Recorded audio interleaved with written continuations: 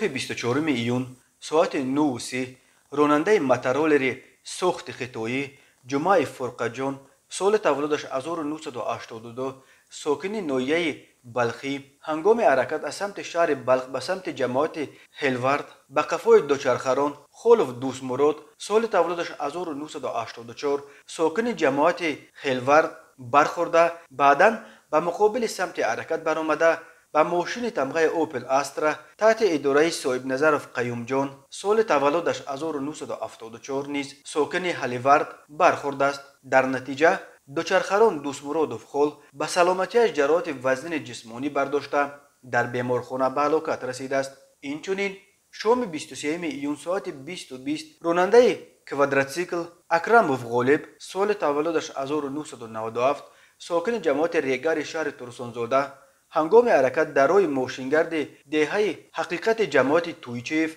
به سمت مقابل رو برآمده به ماشین تمغه خوندای سناتا تحت اداره نظیروف شاکرجان سال تولدش 1971 ساکن جماعت نواباد برخورده است.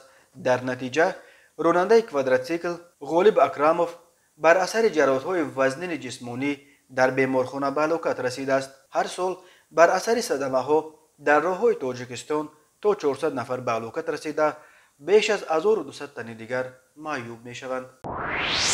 مرکز مطبوعات وزارت کارهای داخلی تاجیکستان خبر داد که یک ساکن 38 ساله نویه سینای شهر دوشنبه که پیشم برای غارتگری صود شده است در دست کم 3 مورد به زور از گوشهای دختران خردسال کنده گرفتن گوشوارهای طلایشان عیبدار می شود.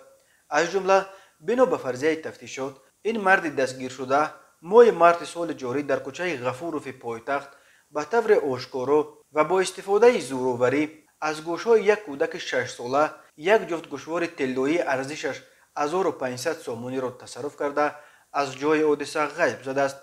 اینچنین معین کرده شد که نامبرده ماه آگوست سال 2020 در کوچه غفوروف باز هم بازاری از گوشهای دخترچه 4 ساله گوشوارهای طلایی ارزشش 500 سومانی را کنده گرفته است. همچنین او روز 1 ایون سال 2021 تخمینا ساعت 14:00 در کوچه حصار پایتخت بازوری از گوشهای یک دختر 7 ساله گوشوارهای طلایش را کنده گرفته از جای حادثه غیب زده است. ضرر رسانیده شده 250 سومانی را تشکیل می دهد.